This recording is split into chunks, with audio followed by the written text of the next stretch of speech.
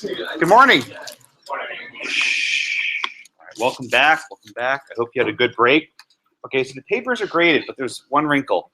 A number of you who use blue books did not write the correct exam number. I can't explain it. In both classes, people who wrote blue books maybe wrote their exam number from last semester. Maybe they made up an exam number. I don't know. In fact, one person wrote a 7-digit exam number, even though they're 6 digits. I have no idea. So here's what I'm going to do. If you used a blue book, if you use the exam software, fine. You can't screw that up. If you use a blue book, come to my office right after class today, and I will match you up with your book. It's the only way I can do it. I'm going to ask you, what number did you give me? And then I'm going to check the book with that number, and I'll match you as a human being to that person. I had several emails into the registrar yesterday saying, who are these people? And they're trying to find out. Maybe use an old exam number. I don't know. But for my own certainty, I want to make sure I give the right grade to the right person. And you can understand why that would be an important factor. In my con law class, something strange happened. One person who used ExamSoft, it never uploaded from his computer. So I never got an exam from the student. And then I was like, what's going on? And the person brought the laptop to the registrar, and they were able to retrieve it. It was sitting on his computer for like the past, what, almost 3 weeks. Yeah, so this didn't go as well as I hoped. I don't know why, but the papers are fine. I think we have some time.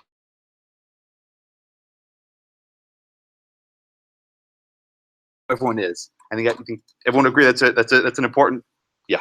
So note for future, get your exam number correct. Don't put me in a weird spot where I don't know who you are, because it creates unnecessary difficulty. Okay. So other than the midterm, which I will go over a little bit, I think in the class will have some time. Other than the midterm, anything on your minds from last week before class, before the break? Anything in your minds? No? Okay. All right. So we'll move on. We're starting a new topic today. You are done with future interests. You are done with co-ownership.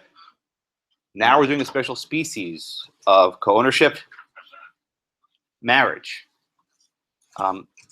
You will take an entire class later on in law school on what's called Texas Marital Property, an entire course in it. This is very important stuff, not just if you want to do property law, but also if you want to do domestic law.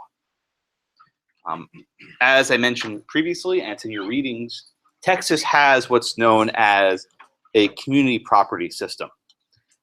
And the rules for community property are different.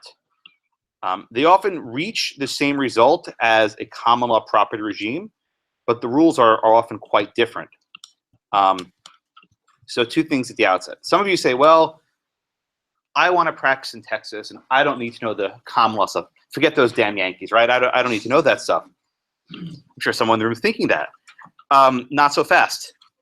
If in the event someone moves from, say, New York to Texas, and they were married in New York, and had some property there, you will need to know how the laws of Texas interact with the laws of New York. Property in New York doesn't move. It stays there, right? It's in the ground. So you'll need to know how it works when you move from New York to Texas. Likewise, if you ever have a client who wants to leave Texas, why anyone would ever leave Texas, I can't imagine. But assuming someone wants to leave Texas to go to New York, well, I can't imagine. You'll need to advise them of how to manage their property going up north. So you need to know both regimes, regardless of where you want to practice. In fact, you have a distinct leg up on students in northern states because they don't learn this stuff at all. They'll simply skip over it. So you at least have some familiarity with both regimes. Okay, so today we'll be talking entirely about common law property. If anyone asks me, what about Texas? Like, ask me next week. That would be my stock response, because the rules are different enough. They want you to read the reading for next week before we get onto that today. Okay. Any journal questions before we get started? Okay. So the entire notion of marital property evolved, as does most of our stuff, because of feudalism. That's where it's ask you. At common law in jolly old England, you had the system where land had to be preserved within family units. That's how land was preserved. So what would happen if you had a woman who owned some property and she got married? Would the land belong to her old family, that is from her father's family, or her new family, that is her husband? And the law created this notion of marital property to deal with the situation. And it created this legal fiction. Now, the book uses this phrase, you may have seen this. Does anyone know what a legal fiction is? What that phrase means, a legal fiction? Yeah, Kyle. Example would be a corporation. It exists in terms of legal doctrine, but in practical matters. Yeah, I think you're on the right track, right? The idea of a legal fiction is a concept the law creates that isn't real, but it helps deal with a lot of real-world implications. And Kyle gave the example of a corporation, which is a decent example. A corporation isn't a real thing. If you can't see it, it's not standing in front of you. But the law ascribes a lot of rights and responsibilities to corporations. And in fact, a corporation is nothing more than a group of people who come together, associate, and seek protections of the law.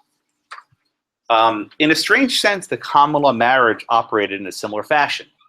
You had two people who came together, and they sought protections of the law to yield certain benefits and rights.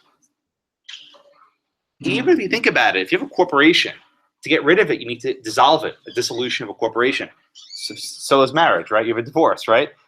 The creation, you need to have paperwork to get a corporate license. Same for marriage. You have to go to a government office, a court, and have someone sign off on your paperwork, right? So this idea of the corporation, or this legal fiction, evolved for marriage, that when a husband and wife were married, they formed a third person, right? The Smiths, right? The Joneses, whatever you want to use.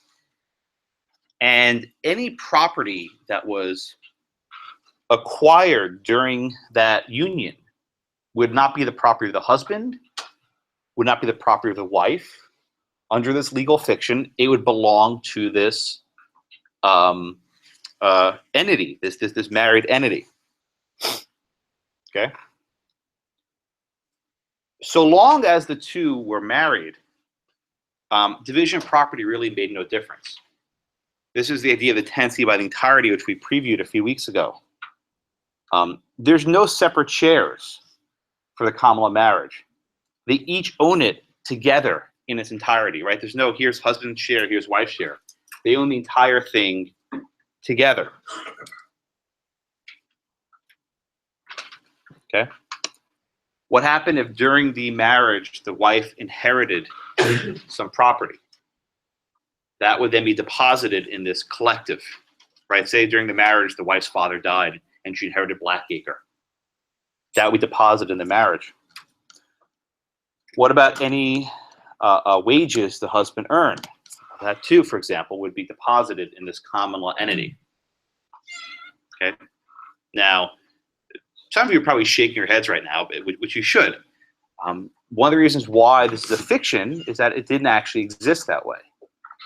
It was certainly true that, at least under the guise of the law, this was a common third-person shared entity. But as a practical matter, the wife had zero rights. She couldn't dispose of any property herself. She couldn't really earn any wages herself. Everything that she wanted to do, she would need the husband's consent for. But as a practical matter, it didn't work the other way around. The husband, in theory, needed the wife's consent to sell the property, to dispose of it. But as a practical matter, that simply didn't happen.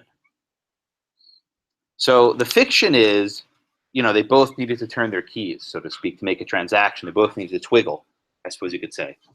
But as a real, one of the extra twiggle in your exam, I actually chuckled when I wrote that. But as a real matter, as a practical matter, the wife had very few, if any, things that she could do autonomously during this fiction. She couldn't really exercise any of these powers. Okay, this was the notion of what's called coverture. Let me write this word. You may have coverture. It comes from the root word of cover. The idea was that the woman was literally under the husband's cover, and you want to think about it like this: when the woman was born, she was under the father's cover, and then literally that's why the father hands the girl off to the husband. That's why that ceremony arose, right? It's literally from one cover to the next. That's where you don't think about these traditions, but that was a tradition. You had the father's cover, and the father hands off the girl to the groom, and then that was under the husband's cover. The wife could keep negligible items, which is what's called paraphernalia, which basically means like clothes and stuff of trivial value. But everything else became the property of the husband in this union. Okay. What was in it for the wife? Protection. And this might sound like a quaint notion, but at the time, an unmarried woman was in a very tough spot because she could not inherit any property herself to keep. If she had no kids, she couldn't pass stuff on to her next of kin because she wouldn't have any. She couldn't really get a job by herself because no one would hire her. So at the time, marriage was something very significant. In no small part, this is why the notion of the dowry was created. What was the dowry? The wife's family would literally pay to marry off the daughter, right? The wife's family would literally pay the groom's family off. Say, hey, take my daughter on. And it's basically bartering, as grotesque as that may sound. That is how things were structured. Okay. And this notion of this group collective entity, this third person, really was followed closely. And I think one of the examples it gives in the book is very illustrative of this. It describes the law of torts, right? People, when you read this, you're like, huh? Right? It's basically like a respondeat superior.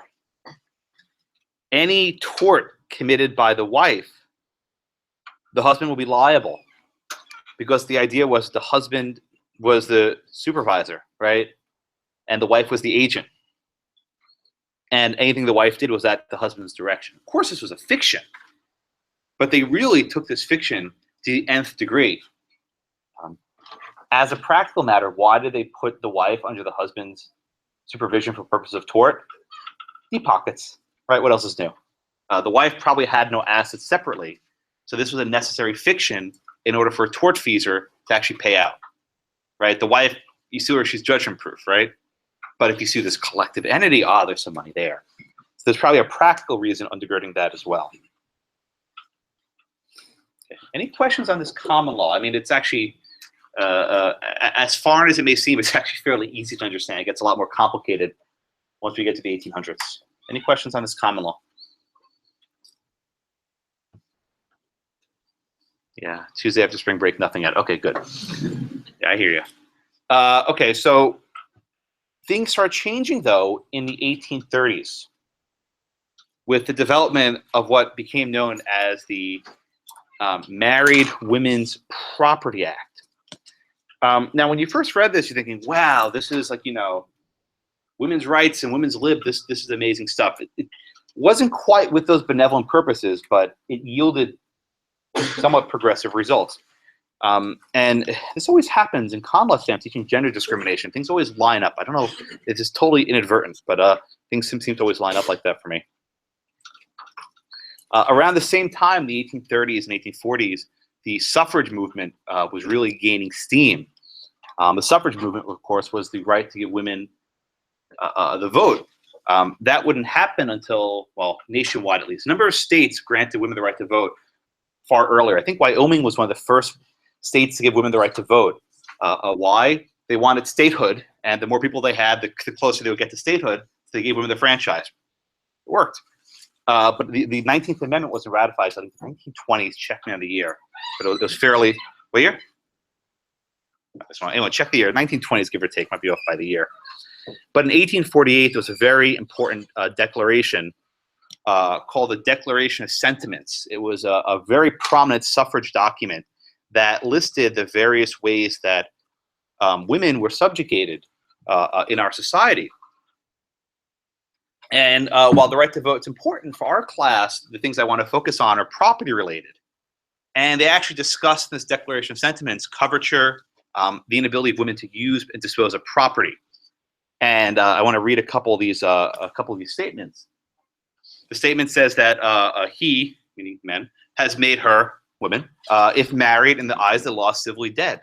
Because once a woman was married under this coverture, she had zero legal rights. Curiously, as a widow, right, and this was one of the weird aspects, as a widow, a woman had almost full rights to use and dispose of her property. But as an unmarried as a married woman, she had basically zero rights. It says, he has taken from her all rights and property, even to the wages, right? So generally women didn't work, but to the extent they work, their paycheck will be addressed to the husband and not to the woman herself. And this is actually a biggie. We'll be talking a lot about divorce in this class. He has so framed the laws of divorce as to the proper causes of divorce in case of separation. What does that mean? For a long time, the only way divorce could be initiated was by the husband. If the husband requested divorce, then it could be granted. If the wife requested it, there would have to be allegations of actual physical abuse before, it could be granted. And we'll talk about divorce later. And you see, giving the full supposition of the supremacy of man. So this was a fairly, at the time, radical document, but it was grounded in property law in particular. Oh, God, did I think 1920? I'm right, exactly right here. And the 19th Amendment, I didn't check, that was from memory. 19th Amendment was ratified finally in 1920. Okay, and this was the culmination. So the right to vote was extended to men of all races in the 15th Amendment in 1869 or 1870, but the 20th Amendment was not ratified for another 50 years. Any questions in that background? Oh yeah, Kyle. The first one was in Mississippi of all places, in 1839, but they stretched incrementally throughout the entire 1800s.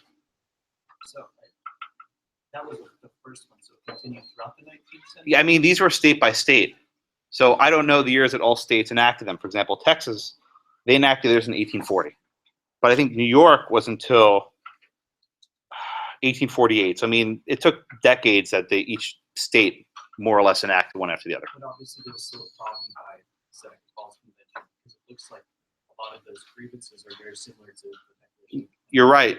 Yeah, no, a Declaration of what? The Declaration. Oh, indeed. So I'll go back to because you asked. The Declaration of Sentiments was modeled after the grievances against King George III and the Declaration of Independence. That was the exact model. In fact, many of the suffragists, as did many of the abolitionists, looked to the Declaration as the fulfillment of a promise that wasn't quite there yet. This is a very common trope in American history. They looked to the Declaration as a guideline of where we ought to be going. So even though this document was 1848, these Married Women Properties Act were trickling out state by state. And as I'll describe in a minute, the Married Women's Property Act barely addressed most of these grievances, right? It didn't discuss divorce. It didn't discuss wages. It merely discussed protection of debt, which we'll get to in a second. That was the primary reason we had these. Okay, any other questions on this background? Okay. So the first state to actually take some action in this realm was, of all states, Mississippi. And I don't mean that as pejorative. If anyone's from Mississippi, please don't take offense.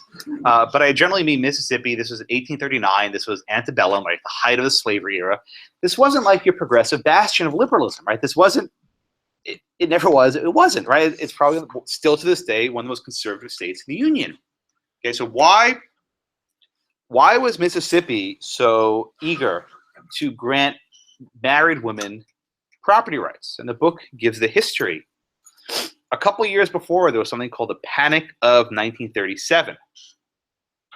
And this was an economic panic where people went into debt.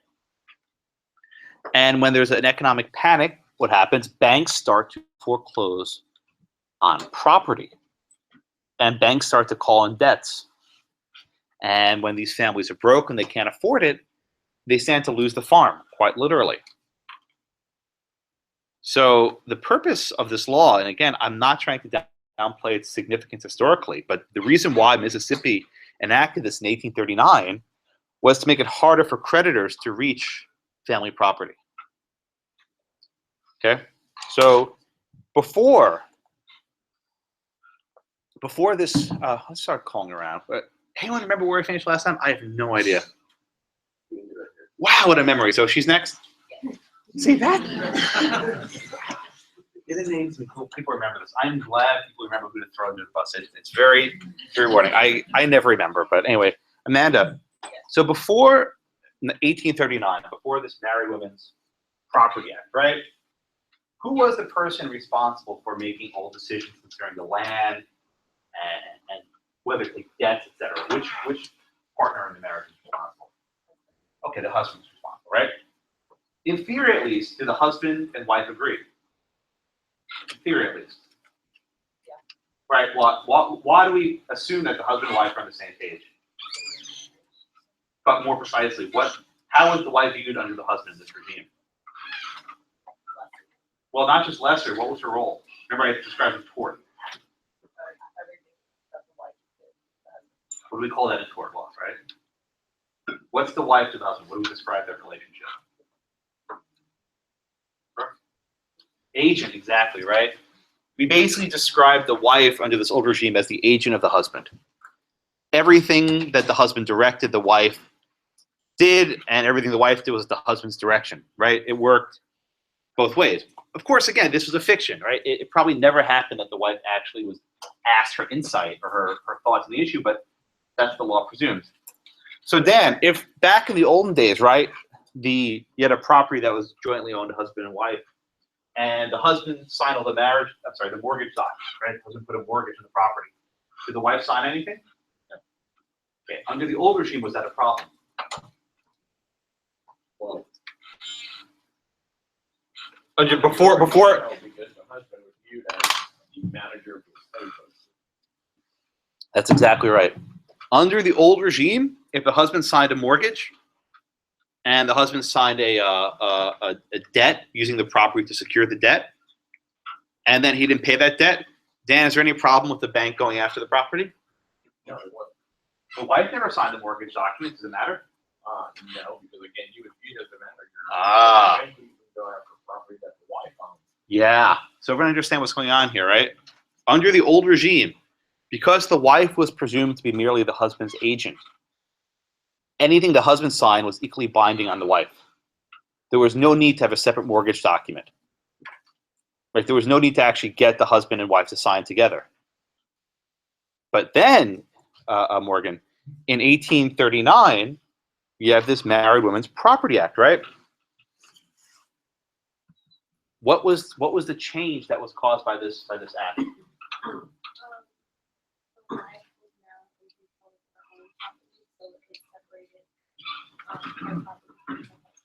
You're right on the correct one word. What do you mean her own property? Was there separate interest? Remember marital property, it's separate interest. No. How is tenancy by the entirety of the what we reviewed from last week?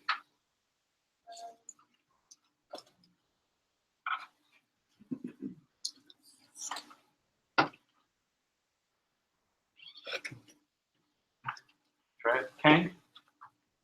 How is tenancy by the entirety owned? Do the husband and wife have separate interests? No.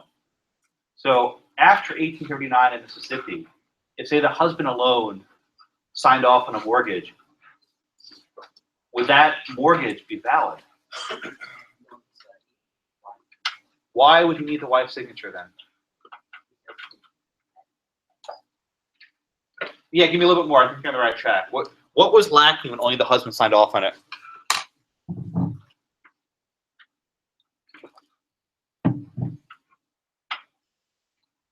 Want to try it, Joe? The Okay, very good. So before the Married Women's Property Act, the husband was considered the manager, the supervisor, the master, if you will, of the entire estate.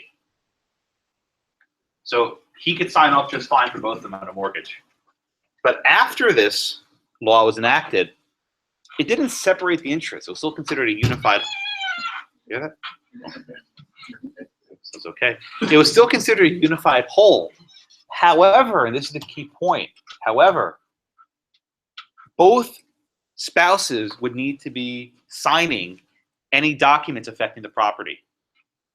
The husband, as a legal matter, could not dispose of the property by himself. In other words, you'd have to drag the wife to the bank to sign off on the mortgage. Joseph? So that's the tendency in common as we know it today? By the entirety. Entirety, yes. Yes. So, Well, the tenancy by the entirety existed before this 1839, right? They existed before 1839. However, the consequence of this law was that both parties need to sign off on these sort of transactions to dispose of the land. Then we did a case before the break where the husband wanted to put a boxing ring on his property, right? On his almond farm or his walnut farm, right? Remember this? And the wife's like, "Oh no, I'm not signing a damn thing," and she like ran away. She never signed the papers. Now that was a lease. You recall? No, I'm sorry, not a lease. This was a yeah, it was a lease, right? It was a lease. It was a lease, and the court said, "Oh no, don't worry. Signing a lease doesn't sever the tenancy." But what if the husband had tried selling it by himself? Right? Can't do that. The tenancy by the entirety, unless both husband and wife sign off, you can't sell the property. So the court said, okay, a lease is fine. That's probably wrong, California, whatever. But to sell the property or to actually put a mortgage on it, you need to actually have the entire issue. This is what happens in the Sawada case we'll do later. But the purpose of this law, as progressive as it may sound, was to make it harder for harder for bankers to collect their money. Because imagine 20 years ago, husband signed a mortgage on his land, and the law changes, right? As, oh, your wife didn't sign off on this. And so imagine another case. Husband gets into a gambling debt. I don't know, make an easy one, right? Husband gets into a gambling debt, and then the casino tries to collect on the property. Whoop, wife never signed off on that gambling debt. You can't take it. Husband gets into a drinking debt, right? Or husband makes a bad business deal. I mean, you can make up 100 examples. And unless the wife actually put her name on that deal, which she never would have, right? Why would she? Then they can't collect it. So this is one of many laws that are called debtor relief laws. They were very, very, they're still popular. Bailouts, right? But debtor relief laws are the idea that the government steps in and makes it harder for banks to collect interest, collect property.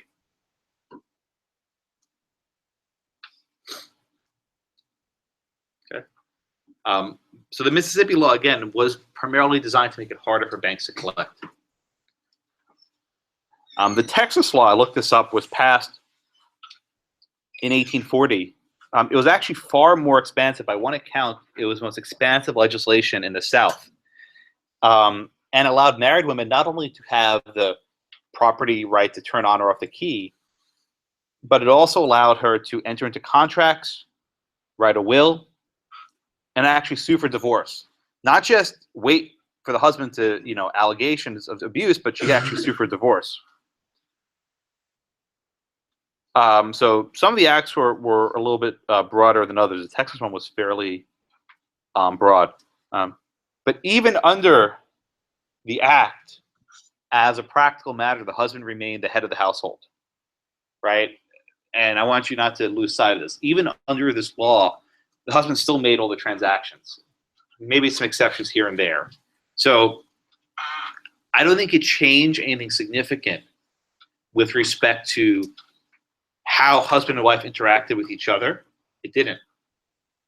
But it did, on paper, at least create the presumption that both spouses had an equal role in the management of their property.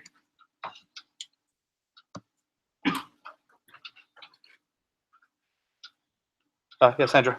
So even though they both had to pay the fees to allow them to happen, the interest was still undivided. Yes, and that's an important point. That's why I was giving Morgan a hard time before, right? It doesn't create his and her interests. There's still a joint interest. but they both have to sign the document to convey it. By the way, does everyone know what I mean when they both have to turn the key? This is the old image of the nuclear submarine, right, to fire the nukes. There are 2 keys that have to be turned, one from each general, and they both have to turn the key. That's where the phrase comes from. It was a Seinfeld bit years ago. Family we watched Seinfeld, where George wanted to, or maybe it was Jerry wanted to break up with a girl, and she didn't. And he's like, no, they both have to turn the keys. That was the entire bit. Was it George or Jerry? I can't remember. But, probably George. Maybe I don't remember. All right. So any questions on the basics of the Marital Property Act? Yeah, Patrick. So this is more about protecting property from bankers than giving them rights. Yeah, I mean, you can look at it with a nice rose-tinted glasses if you want it. But I mean, I suspect that the people who drafted the Declaration of Sentiments took what they can get, right? Like, okay, you know, maybe perhaps the motivations aren't exactly what they wanted, but it gave rights that were not there before. And the Texas one I mentioned was far broader. It actually allowed women to sue after divorce and to write wills and to draft contracts. So, I mean, I'm not trying to minimize it, but the origin of this was literally, how do we keep banks from taking out people's homesteads? So it was unmarried women, did they have more rights than actually married women? Absolutely. And then after divorce or death? Yeah, so if you were a single woman, you had pretty significant rights. Once you got married, you're placed into coverture. And then in the event of a death, your husband died, then you get a lot of rights back. Divorce is trickier. The reason why is that with divorce, you have to go into things that was called alimony. We'll talk about that in another class. But depending how the divorce separated, who was at fault, the court may not leave the woman with much, in which case she can't really work. So divorced women were in a very, very tough space, couldn't really work. And unless they got an order of alimony from the court, they had potentially very few means of sustenance. A widow, perversely, was in a much better state because under a right of survivorship, she would inherit a lot of stuff. So, unless her sons got more. But the widow was in a better space, perversely, than the divorcee. I was asking just like the socioeconomics of decision making and whatnot. Yeah, I mean, you could imagine a wealthy landed woman deciding not to get married because she would actually have more rights. Although there was also a strong social stigma, which is not. It's hard to explain today, but if you go watch any Jane Austen movie, it'll make sense, right? Or read the book. You can read the book too, not just watching the movies. Movies are never as good. But a single woman was in a very tough spot. But yeah, the second she got married and was put under the coverture, she lost a whole host of various rights. And Natasha? Did women in Mississippi in 1839 know they had these rights? Was that made common knowledge, or was it just? I have no idea, but if you want to look it up and tell me, I'd be happy to. I'm curious. Are you from Mississippi? Are they no? But are they rights that people don't know they got them, you know? Oh, it's a very good question. Let me put it this way. As I understand the Mississippi law, I don't think it grants the right of women to actually make contracts themselves. I think they were merely brought along to sign something their husband had already drafted. So I suspect they found out, if at all, when they were asked to sign something. And your guess is as good as mine as to what they were told about what they were signing. But if you look that up, the history of the Mississippi Women's Property Amendment, and you come back to class on Thursday, I'll be happy to let you discuss it. But I don't know. So you volunteer, you get homework. All right, what else? Anything else on this basic thing? Let's do there's a question on page 385. You want to read it for us, Matt? This one people always get very animated about, so let's do this one. H's husband, by the way, in case you didn't realize that. H's husband, W's wife. Make your lives easier. Good.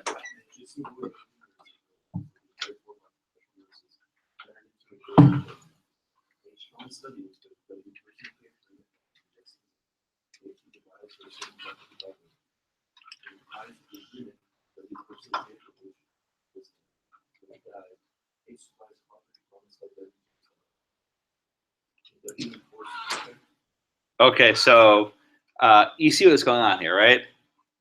The husband gets ill, tells the wife, "Sweetie, please take care of me. and if you take care of me, for the rest of my life, however long I shall live, I'll give you, a bunch of property when I die. Turns out the husband disinherited the wife and gave it to the kid. This is surprisingly common. We did the Amen case. We did the other case where the woman on her deathbed was taking the husband out of the will. It goes both ways, right? This happens. But the question here is whether this was an enforceable contract, right? Matt, what do you think? What's your take? Do you think the courts can enforce this contract and set aside the will, right? In other words, Matt, let me ask you the question like this. When the husband made this promise, was he giving her present interest or future interest? Okay, in theory at least, right? When the husband made this contract, he was giving away a future interest. And once you take apart your bundle of sticks, you give this future interest, you can't take it back, right? You can't leave for your daughter a future interest you already gave to your wife. So the question in this case is, was this conveyance of future interest valid? Could you convey the future interest in this way? Jude, what do you think the court did here? Could the husband convey this future interest to the wife, saying that if you take care of me, then I will, I'll give you some property after I die? What do you think happened here? It was marital property, Yeah, it's marital property. then she already had it. But okay, I'm sorry to answer your question. Let's assume she didn't already have it. Let's assume this was property acquired before the two of them got married. So it would not be marital property. Let's make the question a little bit easier for you. Do you think the court said this was a valid contract to convey this this property in exchange for the wife taking care of the husband? What do you think?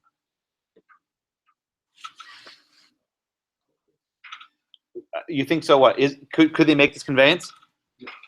Okay, why?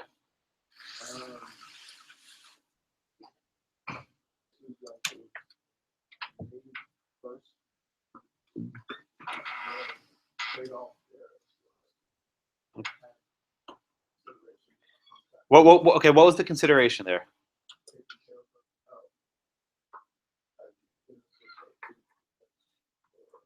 Oh, you're exactly the right track, Jude. Was there actually consideration given for this contract? Why not? Everyone here, we just said he's exactly right. Exactly right. So the court said that the husband and wife have a marital duty of support embedded in the institution of marriage. And they are obligated under law, the court said, to take care of each other. Therefore, there's no consideration being provided. The court says the majority, to enforce this contract would degrade the wife, making her a servant, that she's working, taking care of him in exchange for this consideration. I'll get you in a second. The court said the husband and wife have equal duties to care for each other, and this is antithetical to the institution of marriage.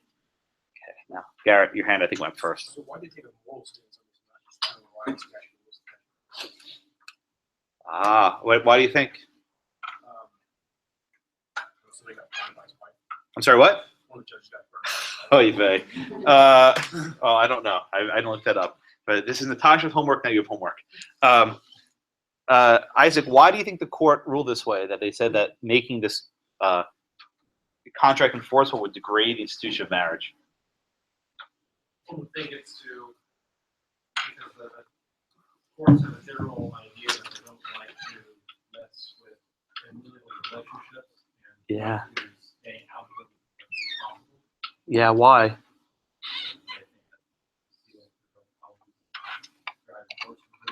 Okay, maybe. Rach, what do you think?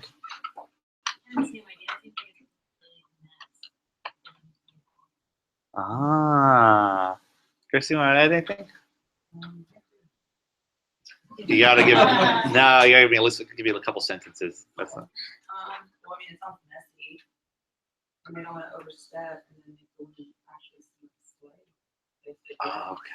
How would you be a slave? Elaborate on that, please. I give this warning in my common law class. I don't give it off in property, but you will be offended in this class. I promise. I don't know when, but you'll be offended. So go ahead and say what you wish. If I was married and I had to sign a contract to take care of a husband to get future Interests, it just seems like you're selling. Ah. All right, Isaac, want to add something else? Well, how is it different from, wealthy having elaborate prenuptial agreements that have, crazy terms to them? How is this effectively? What are some of those terms, Isaac? I think I know what you're alluding to. I don't know, if X happens, then you get less money. Y happens, you get more money. Or, yeah.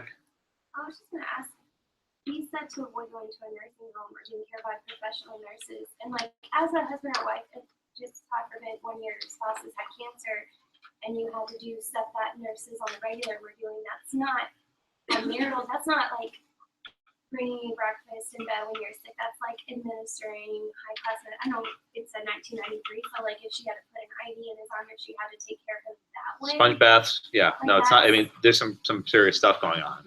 So that's pretty Right. different than like Yeah. regular care. So I think what we have here, the court's saying is, and I think the three of you in the back are on target. We don't want to get into the nuances of regulating what happens inside the marital home. And this is an institution, right? You'll do the same-sex marriage cases in common law, but the idea of marriage as an institution is something we don't think about today because it's not very important anymore, right? Divorce rate's more or less half. But for a long time, the idea of marriage as an institution existed as a backbone of our society. The reason why perhaps women didn't stay single was that they had no role in society as such, and that the idea of society was to bring new children into the world, and that was done through marriage. And one of the ways this institution was protected was by not having courts intervene. So we'll talk about this next week. But what happens if, let's say, the husband's fairly wealthy and doesn't buy the wife anything? Didn't think of the wife an allowance. You ever watch I Love Lucy? Lucy got an allowance from Ricky. Go. It's there. Lucy got an allowance from Ricky, right? Well, if the allowance wasn't very high, could you go to court and sue over it? And the courts basically said, we're not going to get involved.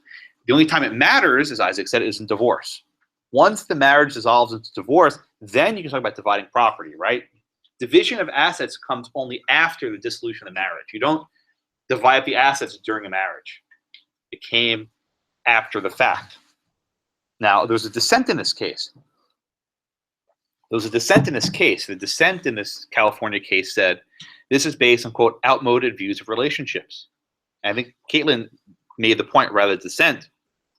The wife can choose to pay for this care rather than providing herself, right? Say the wife had a job, and instead of caring for the husband, she hired a nurse, right? Full-time nurse to live in the house. She could work and pay for that at the other way. And as Caitlin, I think, said right out of the dissent, the agreement to take care was above and beyond what a spouse is obligated to do. And indeed, this penalizes someone who actually works. So, but that was a dissent. This is, again, California was at 1993. Who knows if this is a modern presumption, but this was definitely the common law norm of how marital rights were understood. Garrett, your hand went up? Yeah, I'm just trying to wrap my head around why they talked about what the obligation inside the marriage without talking about, hey, I'm going to get that person's statute of bills. You get something right, what's going to happen? Right. I mean, that would have been an easy way of doing it, saying this wasn't in writing, we're not going to enforce it. And that's a neutral, that's a neutral principle. But one thing courts try to do is they try to observe principles for other cases. What happens if in the next case, the husband and wife had a written agreement and they reduced this exact into writing? They were trying to preempt that, saying, no, we don't want that either. See? Questions? Is there a question? Let's say there wasn't an agreement in writing between the husband and wife that the wife no longer thought that she was obliged to make breakfast every day, and she wanted out of it. She brought it to court. Would the court just say it's void then? Are you saying a contract between husband and wife to make breakfast every day? Something along those lines. I think the court would hold such a contract void, which is I think Garrett's point, that there's certain obligations that arise out of a special marriage. Now, what if instead of being husband and wife, it was a business partner? The business partner said, every day I want you to, make this many breakfasts for our restaurant, right? Perfectly forcible. But traditionally, at least, there's something special with the marital relationship. Garrett? So now under this principle, I can now deprive my wife of property if she's not fulfilling 5 days of care. You are free to draft your will however you choose. and you can dispose of property that's not marital property any way you want. We'll talk about this next week. In the event that husbands try to cut their wives out of their will, there are certain elements of the wife's disposable to try and get more. But yeah, you as a free person can write your will however you want, and you're not obligated to leave property to your wife. But there are legal mechanisms where the wife can get back some stuff, but we'll talk about that next. Everyone with me? Everyone understand? Yeah, for now, I only want you focusing on the arrangement of property during the marriage. Once you get to death or divorce, there are lots of other rules that take into effect. Okay? All right. Let's move on to the Hawaii case. And this involves the tenancy by the entirety, which, as you'll recall, was the 5 unities, right? It was like a joint tenancy with a 5th unity. It was you have to be having the instrument. I'm sorry. You have to have the arrangement at the same time, a single title, have a unified interest, and they both have to have full possessions. The TTIP, and then the 5th unity is marriage. But as you'll recall, the biggest difference is that there's no separate interest. They own it together as a unit. There are no shares. And one spouse cannot sever the tenancy by the entirety. Both of them must turn the key, so to speak. In the event that one spouse outlives the other, there's no survivorship because the wife simply now owns it altogether by herself. The husband's gone. Okay. All right. So before I actually get into the facts of Sawada v. Endo, the facts are a little bit tricky. It was tricky for this class. Jose, what does fraudulent conveyance mean? What does this doctrine mean? Yeah, exactly right.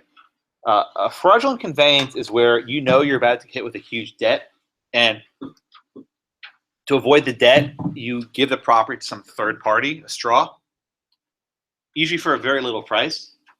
And the arrangement is, okay, you hold this until the debt collections, reaches its impasse, and then sell back to me for what I gave it to you.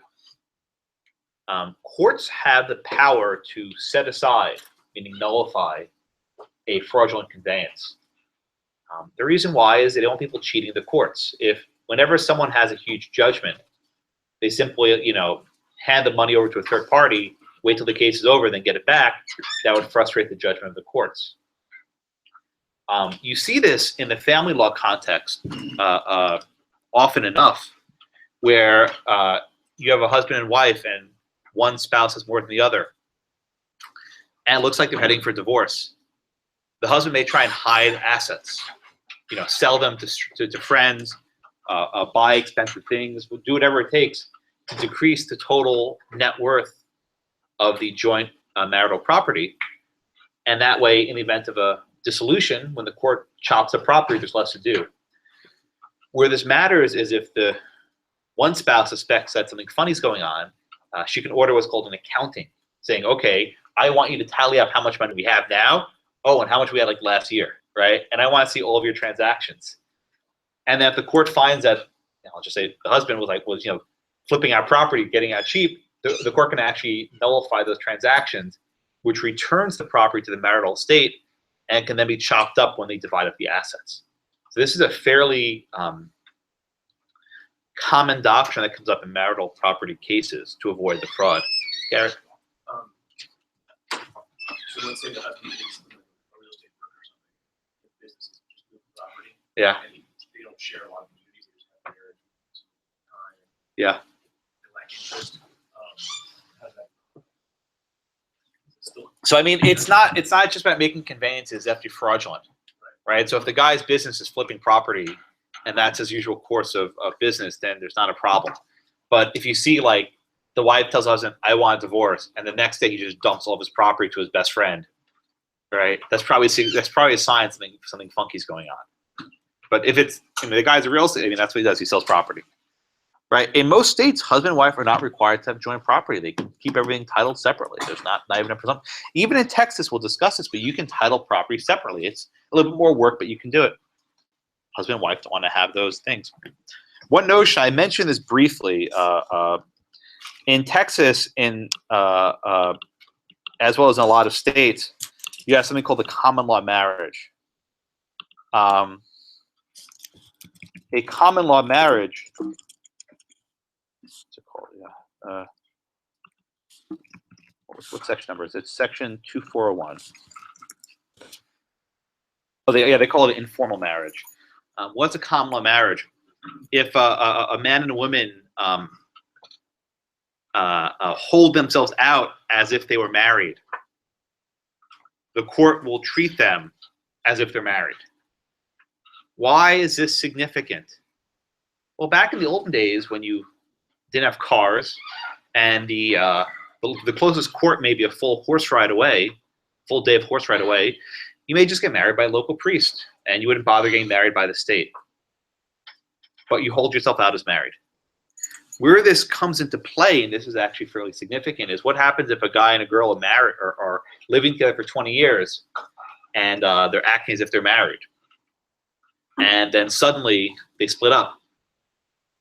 Courts can find that with a common law marriage if you divide up assets. So even if you never got married formally, you can be on the hook for giving up half. This happens a lot. So the proceeding is, the guy has to, screw this, I'm out. And the girl says, no, we're married. You got to divorce me, right? You got to file for divorce. You got to divide up your assets. And he's like, what are you talking about? I never got married. He's like, we held ourselves out. Look at this provision. And I read a case in South Carolina yesterday where there was two women who were living together in South Carolina for 30 years together in an openly gay relationship. And one was like, I'm peace, I'm out, right? And the other said, no, we're married. And there was a trial judge in South Carolina that found a common law same-sex marriage, even though until, 3 years ago, it wasn't even lawful in the state. I haven't found the opinion, at least saw an article about it. But this issue will come to Texas very soon. I'm positive about it. A lawyer called me about this about a year ago, so I know it's brewing. But the idea of this informal marriage does become relevant when you divide up the assets. All right, let's go back to the case. Oh yeah, Kyle. So because the marriage wasn't recognized by the state, I don't know if that decision's correct. It's getting into the weeds, but the retroactivity of a Bergefell is a hotly contested issue right now. And I haven't read the decision yet, so I'll reserve judgment. But to my knowledge, it's the first court in the country to make that holding. Right? Retroactivity is difficult because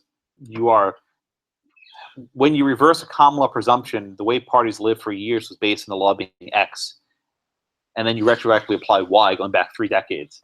That's a big step. So I don't know if the decision's right, but I'll reserve judgment until I read it. I haven't found a copy of the opinion yet. It's a trial judge. This will be in courts for years, unless they settle out, which probably will. All right, Laura, let's walk me through the facts, please, in Sawada v. Endo. The Sawadas are the plaintiffs, and they were injured in an accident with the husband, Endo. Mhm. And the accident occurred, he and his wife were terrified of pregnancy. Good. As they gave wind away to their son. Good. Son or sons? Good, yes. No consideration was made. Uh-huh. Why, Laura, did the husband and wife convey their property to their sons? I'm assuming it's because they were coming out. Did they have any insurance? No, there's no liability. Ah, so here's the key, right? The husband gets into a car wreck. He totals the Sawada's car, injures them. Guy has no insurance. So if you're injured in a car wreck, and this was what, like $8,000 or $9,000 back in the 1970s. This was a more amount than it was today. Endo knew that because they had no insurance, the Sawadas were coming after their property. This is somewhat backdrop, but in Hawaii, as you can imagine, you have a fairly small amount of property. And in Hawaii, they had a problem of oligopolies, where a few companies basically own the entire state. You'll do a case in property next semester called Hawaii Housing Authority versus Midgift, where the state, basically Robin Hood, They said, okay, we will take property away from these oligopolies and we'll give it back to the people. The court upheld that taking of property. Don't get me started, but the court upheld it. But the presumption here is that there's so little property owned in fee simple by regular people that the court was hesitant to allow, I think, this to be chopped up. Okay? So the Sawadas were going after the property. Like, look at this. We want this fee simple property, right? We're gonna get a stake in land. That's really valuable, probably even more valuable than cash was in Hawaii. So the father and mother deed the property over to their son. No consideration. And father and mother continued living on the property, right? The son, they didn't even move in. So this was obviously a way to evade the judgment, right? There's no doubt in anyone's mind, right? There's no doubt in anyone's mind that this was really a lawful transaction. They were trying to get away from this judgment. There's no question in my mind, at least. So in the normal course, the court could set aside this judgment as being what Jose called fraudulent conveyance, right, in the normal course. But here's the rub. It's only fraudulent if the underlying lawsuit had merit. Let me say it again. It's only fraudulent if the underlying lawsuit had any merit. That is, the underlying lawsuit could go after the property. It's no doubt that Endo was on the hook. He was liable for this tort. There's no doubt about this. But could a court reach the homestead to satisfy that judgment? If the court could not reach the homestead to satisfy the judgment, then this conveyance was fine, right? They weren't frauding anyone. The Sawadas could reach the homestead to satisfy the judgment, then this would have been a fraudulent conveyance, and the court would set it aside. So everyone see the issue. Right? It's layered. The first question before you can get to whether the conveyance was fraudulent is, can the Sawadas actually reach that homestead? Right? Can the liability that arose from Endo's tort give rise to this debt?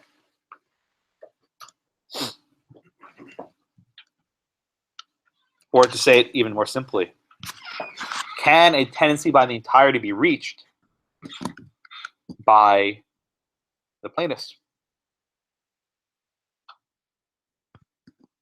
Okay, so Alyssa, let me ask you a very easy question, right? I think I asked, Morgan or Dan this question an hour ago, but I'll ask it to you again. Before the Married Women's Property Act, right, before 1839, let's say husband and wife own a property as tenancy by the entirety, and their horse and buggy, I'll make it a little bit real, right? The horse and buggy plows some other horse, right? And injures some other guy. Could the tortfeasor, could the plaintiff reach any property that was jointly owned by the husband and wife? Before the Married Women's Property Act. Yes, because the wife was covered by the Exactly. Exactly right. Before the Married Women's Property Act, under this coverture notion, the wife was merely the agent of the husband, right? Of course you can reach the marital property because even though the wife wasn't driving the horse and buggy, she's basically the agent of the husband, no problem. The imposition of the Married Women's Property Act, however, changed the ballgame. Because now both the husband and wife have to turn the key. They both have to sign off on the transaction. So the traditional case is if the husband makes a mortgage by himself and the wife doesn't sign it, well, then the creditor didn't do a very good job and he can't reach the homestead. But here, we don't have an easy case where it's about a husband and wife signing off on a mortgage. We have a tort. And generally, only one person's driving at a time. I guess you get two people behind the wheel, but in this case, the husband was driving, the wife was a passenger. And under basic tort law, as you know, if you're a passenger in a car, you're not going to be liable for that tort, unless maybe you're distracting, whatever. But right, under normal circumstances, the wife would have no liability under tort. So then the question arises, David, should the Sawada, should the plaintiffs be able to reach the joint marital property, even though, you know, Miss Endo had nothing to do with this, and she's dead, by the way, but it doesn't matter. But she had nothing to do with this tort. Why not?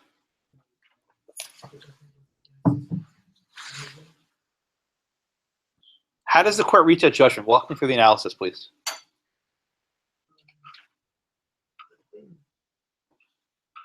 I guess we just say that to get to reach it, we have to be against both of them because they're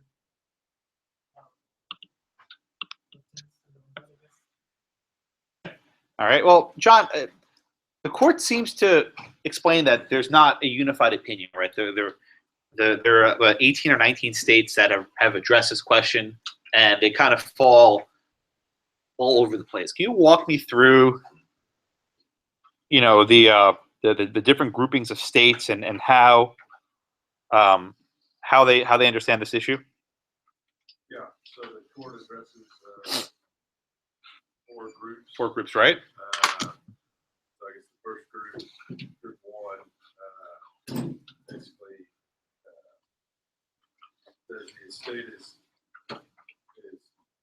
essentially the common law tenancy by the entirety, unaffected by this married woman's property. Okay, very good. So I'll stop you there. So the first group, which is only in 3 states, and I think the book notes in the reading afterwards that none of the states have retained this. It's probably inconsistent with the Supreme Court's modern equal protection case law. But they say that the tenancy by the entirety was not affected by the Marital Women's Property Act at all. The husband still has exclusive dominion and control over the property, and indeed the husband could convey the entire estate.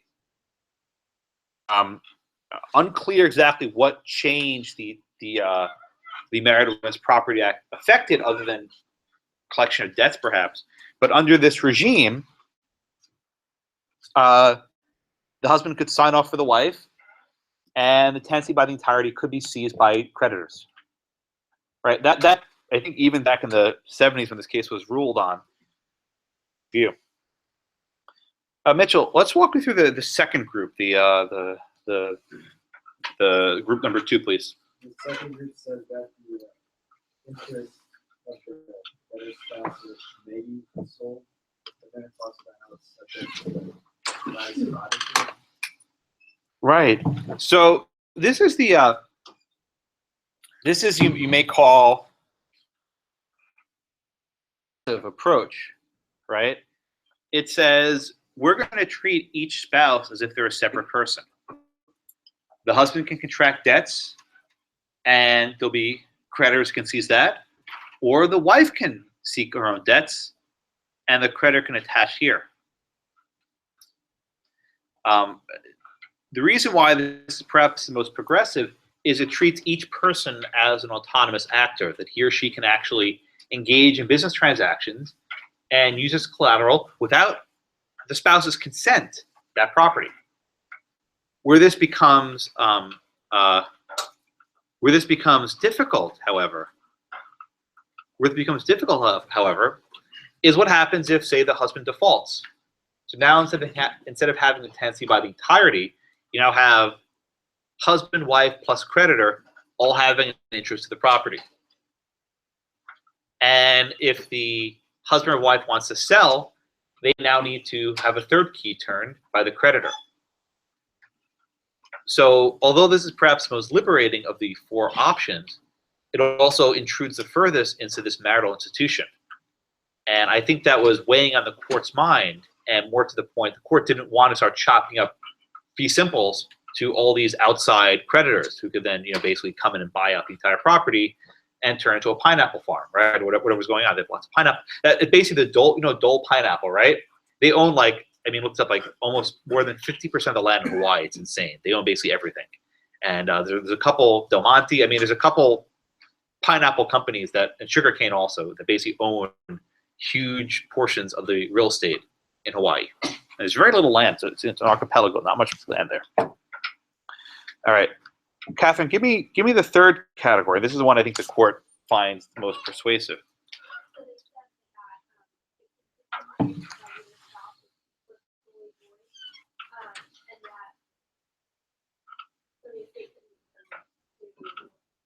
Under this reading in group 3, why would the transactions by individual spouses be void? Well, why does the court find this reasoning was persuasive?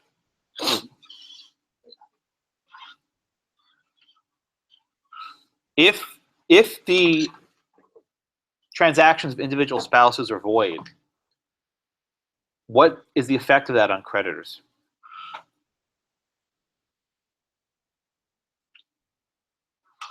I'm sorry? Yeah, they can't collect. If the individual transactions of the spouses are void, Catherine, what does that do to the preserving fee simple properties?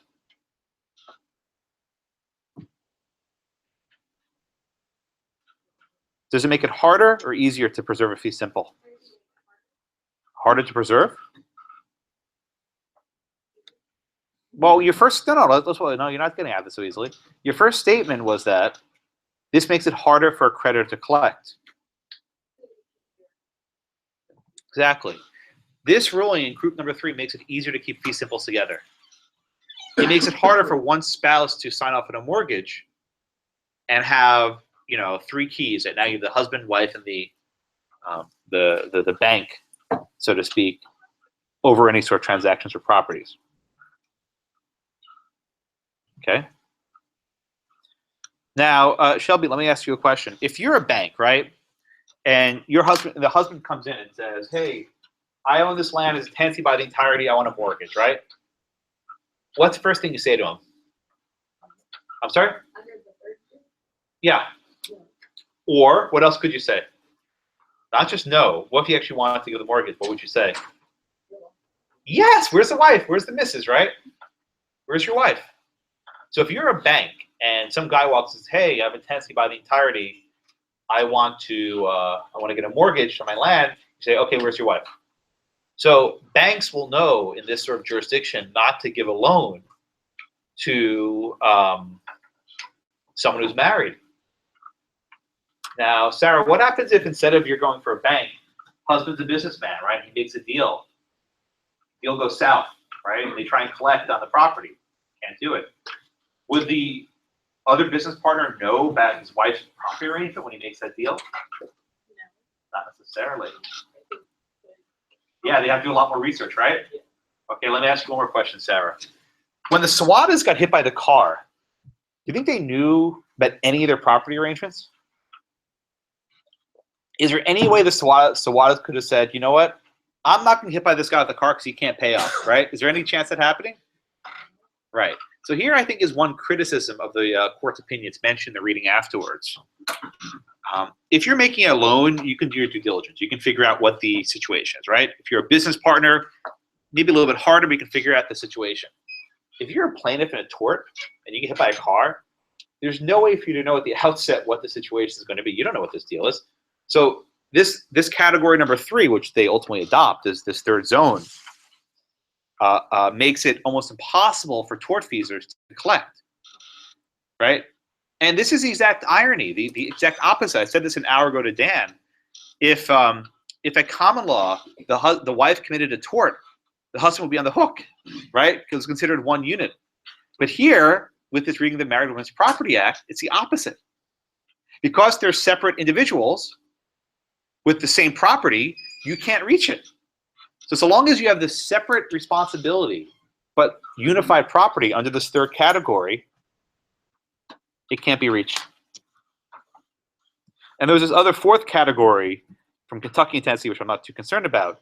But the third one, the primary one, is, yeah, you can't do it. You can't collect if it's a joint property.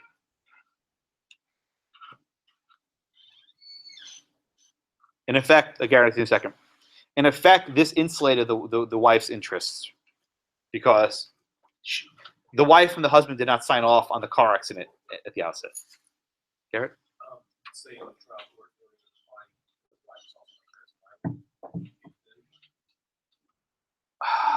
Oh, you asked me a tort question. No, I know. I'm trying to remember torts. I don't think. I deliberately avoided this question at the outset because I said maybe she was distracting him. If the wife was vicariously liable, let's say that she served him alcohol before they got in the car, and she was distracting him. If there was joint and several liability, then they would both have a debt. I think you could probably satisfy it that way. But I don't think those are the facts here. But I knew someone was going to ask that question. Usually someone does, but I think that's right. Dan. Doesn't this ultimately hinge on preserving the other spouse's right of survivorship? Yes, right? So I think that's also lurking in the back. It's not survivorship when it's talking about tenancy by the entirety, but it's the right concept, right? Yeah. The concept is the husband got into a car accident here. He screwed up. That means that when the husband dies, the wife will be left with nothing. And they're trying really hard not to break up that fee simple. They want the wife to have it when the husband dies. Ironically here, the husband outlived the wife, and then I'm sure the kids got it afterwards. But that could have happened. So in the end, right, this land was not reachable by the creditors, in this case the Sawadas. As a result, the conveyance was just fine. And the conveyance will not be set aside. Right? Shelby, Aislinn, what about the dissent? What did the dissent say?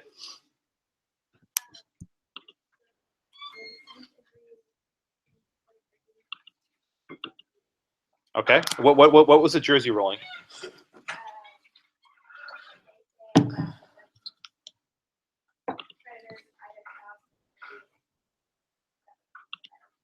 Yeah. How did the New Jersey court, Aislinn, think that the Married Women's Property Act amended this notion of separate responsibilities? Yeah, very good. The Married Women's Property Act, according to the New Jersey court, created what they call a dictate of common equality. And as they often say, with equality, you get the good and you get the bad, right? You get the good and the bad. The good is that now you have the right to actually alienate your own property. The bad is that if you choose to do so, you can be on the hook for a debt, right? So if the husband wants to sell his property separately from the wife, he can do that. But if he chooses to do that and it doesn't go well, the creditor can then reach him. So in New Jersey, they hold that there are these separate interests, right?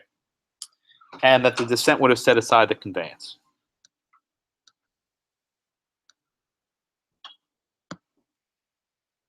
Okay. Yeah, Jacqueline.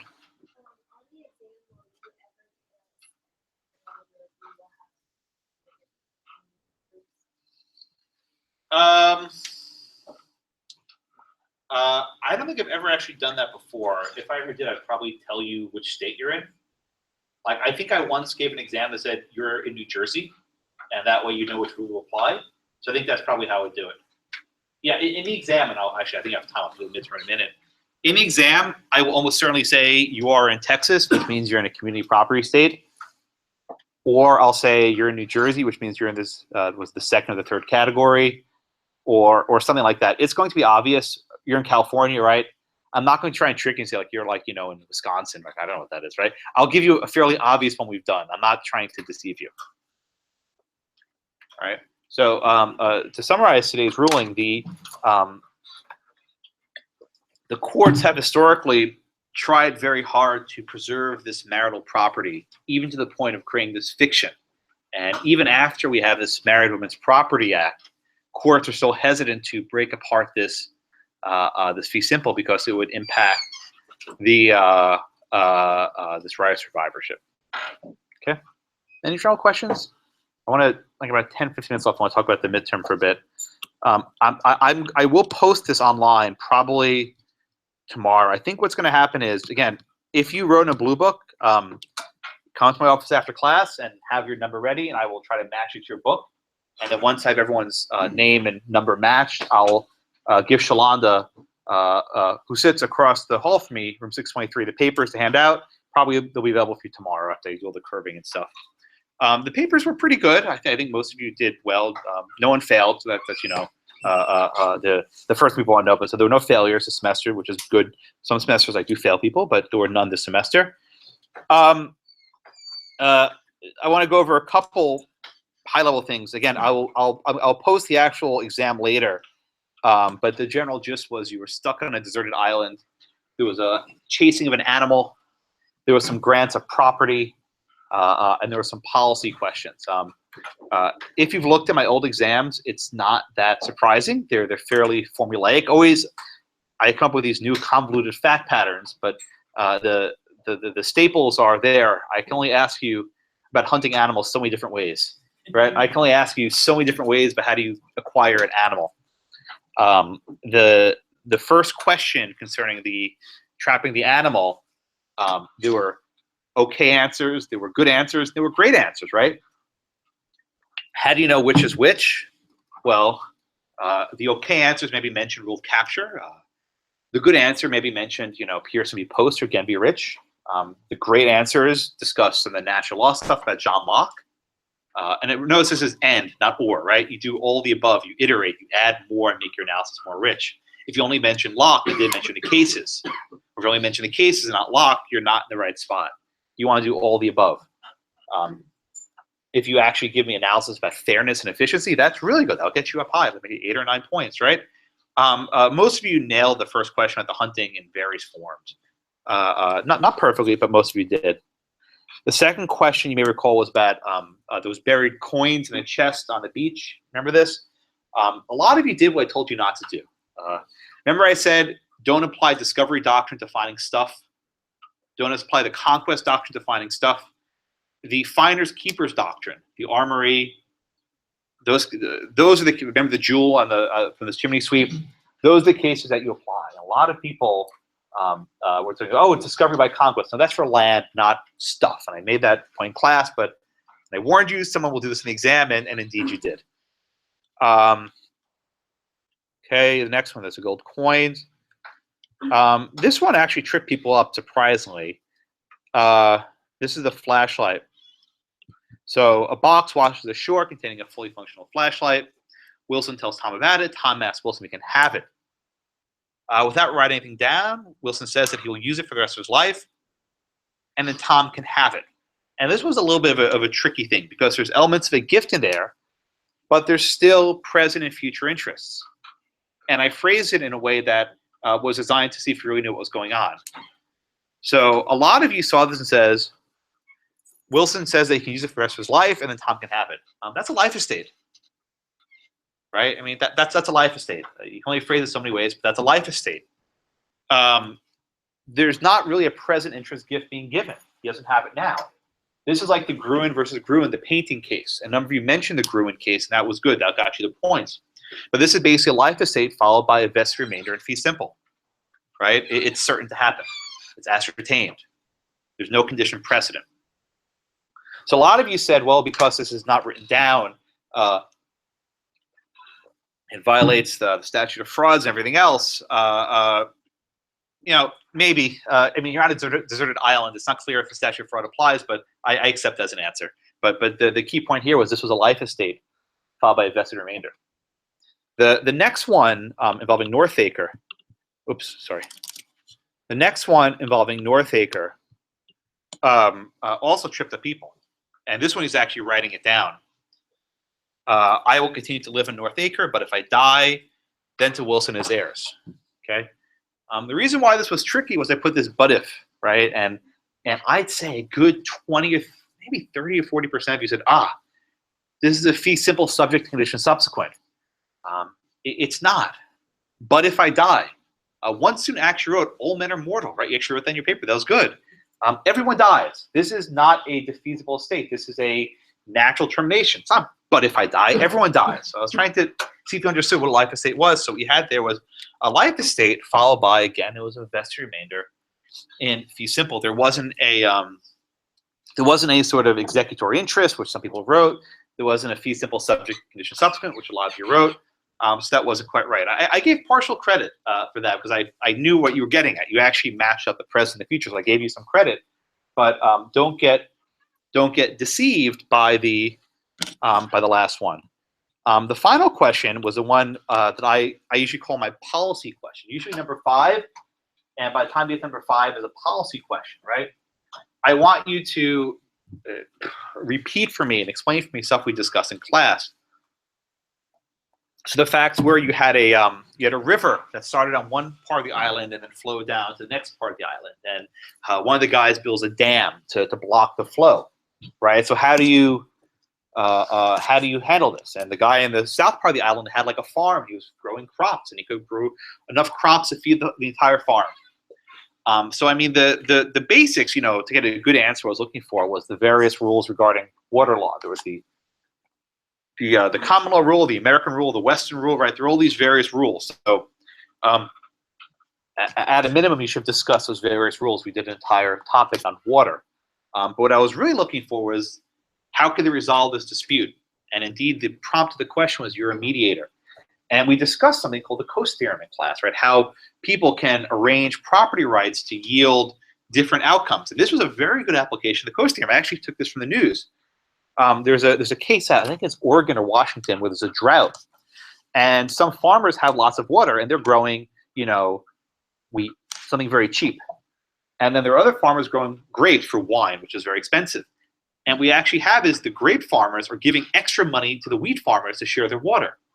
And the wheat farmer is like, all right, whatever, I'll let my wheat die. I can make more money selling the water than I can from growing my wheat. So this was actually, I was listening to the radio, an exact example that's in real life. So if you had discussed how the coast theorem, you could negotiate and you could direct the water to the higher value target, right? The guy in the north part of the island wasn't growing anything. The guy in the south part was growing crops, and that would have been enough food for everyone. So it's like, okay, I'll give you the water, and in return, I'll give you back crops. I'd take that. Right? Not that complicated. So a lot of you got the water rights in terms of the American rule and the Western rule, because it's probably right. It's a dry country. I think the Western rule probably would make more sense. But also this sort of negotiation element in there. But on the whole, I think you did well. The word limit, once again, wasn't a problem. I think, God, maybe 1 or 2 of you actually went over the word limit, and only by a couple sentences, so it made virtually no difference in your grade. What I'm going to do is, again, I'm going to, after you all come up after class and tell me who you are, I'll finish grading and curving it. I'll email Shalonda probably tomorrow when I get it done. You can go pick up your paper from her office, and I'm going to send around a link to sign up for times. Now, I have 170 something students in both my sections. So the way it's going to work is I'm going to list basically every time I'm free between now and the end of the semester in 30-minute blocks. Sign up for a block. That's your block. I'm not going to remind you. I'll send an email about this tomorrow, and you sign up for a block you want. If you don't do it quickly, and actually, I'll make this easier. I'll just send out the email tomorrow at 5 p.m. That way, there's no surprises. I know my other classes are already bothering me about this, but tomorrow at 5 p.m., I'll send out the link to sign up for slots. That way, there's no advantage. So tomorrow at 5, to sign up for a slot. Whatever slot you get, come by. Don't forget it, because it may be a while to get another one, because people tend to sign up quickly. But I do want to meet with you, especially if you got a C or lower. You really should make a slot. I mean, I can't force you to do it. I probably could. But if you got a C or lower, come talk to me. I want to help you. We can assess what you're doing, maybe where you went awry. I want you to improve as best as you can. Don't pack up yet. You got 5 minutes left. Just come down, guys. People have questions. Questions? Yeah. Is the way you graded this, is that exactly how you graded the comment? Exactly. Each of these 5 parts are graded on a scale of 1 to 10. So a perfect score will be a 50. I don't think anyone has ever gotten a 50. It might be a 47, 48. I've never had a perfect exam in all the years I've been teaching, but 47, 48 might be the top score. So this will be graded on a scale. But I curve the midterm the same way I'll curve the finals. That'll give you a sense of where you fall. I'm going to give you an A, B+, C+, whatever happens to be. Matt? Very important. And it's not just merely listing the case names, right? Spotting the right case is a good start. Discussing the case is where you make your mark. But, you know, I can't tell you how many people wrote the Fox case. The Fox, Cole Pearson, right? It's not that hard. The whale case, again, right?